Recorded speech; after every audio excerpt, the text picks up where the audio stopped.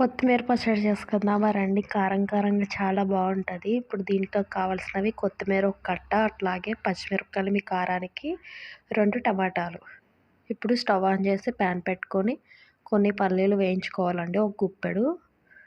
అవి వేగిన తర్వాత దీంట్లోకి కొన్ని పచ్చిమిరపకాయలు కూడా వేసుకోవాలి.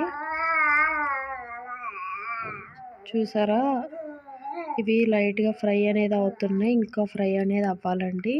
మొత్తం అన్నీ వేగిపోవాలి పచ్చిమిరపకాయలు.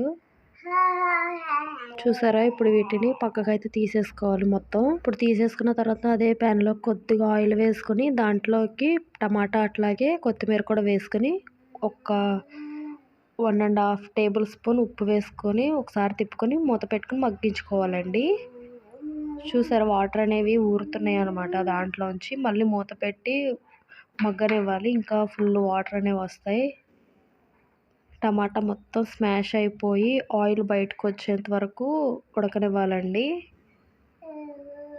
చూసారా, ఇంతేనండి. కొంచెం సేపు పక్కన పెట్టాలి, చల్లారనివ్వాలి. ఇప్పుడు చల్లారిన తర్వాత మిక్సీలోకి వేసుకోవాలండి. పల్లీలును పచ్చిమిరపకాయలు వేసుకోవాలి, అట్లాగే దీంట్లోకి టమాటా ముక్కలు కూడా వేసుకోండి, కొత్తిమీర టమాటా ముక్కలు. ఇంకా దీంట్లోకి వెల్లుల్లిపాయ అట్లాగే జీలకర్ర కూడా కొద్దిగా వేసుకోండి. ఇదే ఫ్లేవర్ అండి, టేస్ట్ అయితే చాలా బాగుంటుందండి. ఇప్పుడు మిక్సీ పట్టేసుకొని స్టవ్ ఆన్ చేసి ప్యాన్ పెట్టుకోండి. కొద్దిగా ఆయిల్ వేసుకొని దాంట్లోకి పోపు దినుసులు, కరివేపాకు కూడా వేసుకొని చట్నీ వేసుకొని తిప్పేయటమేనండి, అంతే. ఎంతో సింపుల్. ఈ వీడియో కనుక మీకు నచ్చినట్లయితే please like, share, subscribe for my channel. ఎలా ఉందో కామెంట్ కూడా చేయండి.